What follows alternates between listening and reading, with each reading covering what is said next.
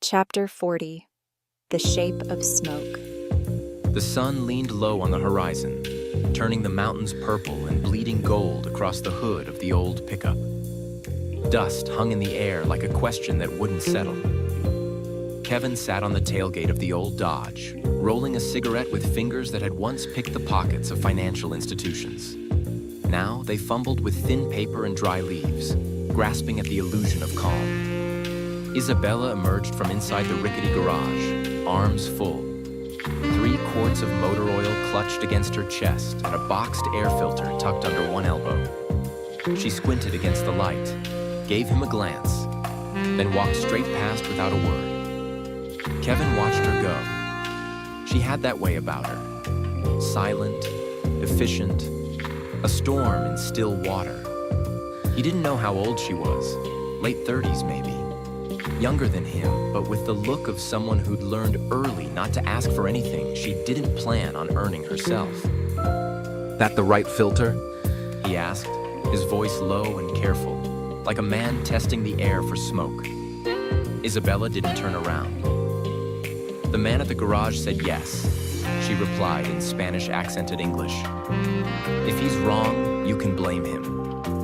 Kevin smiled around his half-rolled cigarette. Fair enough. She dropped the oil and filter on the bench seat beside the truck and finally faced him. For a long second, she just looked. Not at his face exactly, but through it. Like she was trying to find the outline of his soul under all the dust and sweat and quiet. I don't understand you, she said finally. Kevin tilted his head. Most people don't. You don't talk like them, she added. The Americans. I'm not like most of them. Isabella crossed her arms, unconvinced. You all think you're different. Kevin chuckled. And you think we're all the same. She didn't smile back. You come down here with money, trouble, or both. You run from something and think this country's a hiding place. But Mexico, it sees everything. He let that hang in the air, then stood up slowly, walking over to the truck. I ain't running. Not anymore. Just trying to get the engine clean enough to move forward. She raised an eyebrow. Is that a metaphor?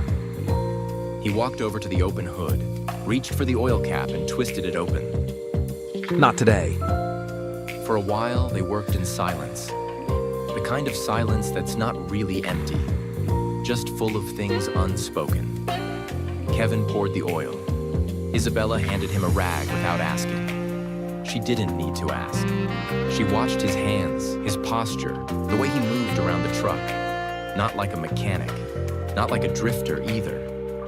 There was discipline under the dirt. She knew soldiers with less calm in them. You were in prison, she said suddenly. Kevin didn't look up. Yeah. What did you do? I didn't kill anybody.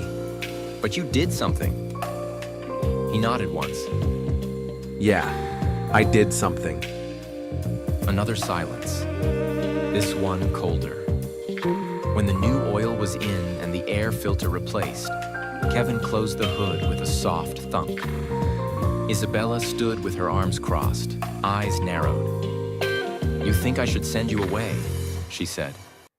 I think you want to. She walked to the edge of the yard, where the gravel turned to dirt and the hills rolled down into the scrubland.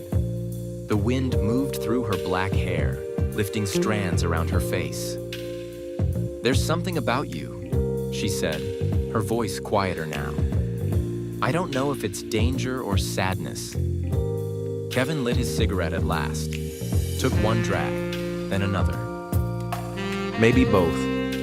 She looked at him again, really looked. This time not past him, not through him, but at him.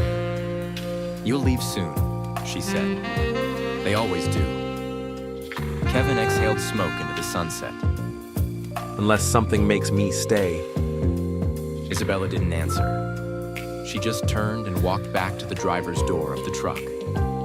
And Kevin stayed there in the half-light, listening to the hum of the cooling engine and the slow settling of everything they hadn't said. Are you coming? She said,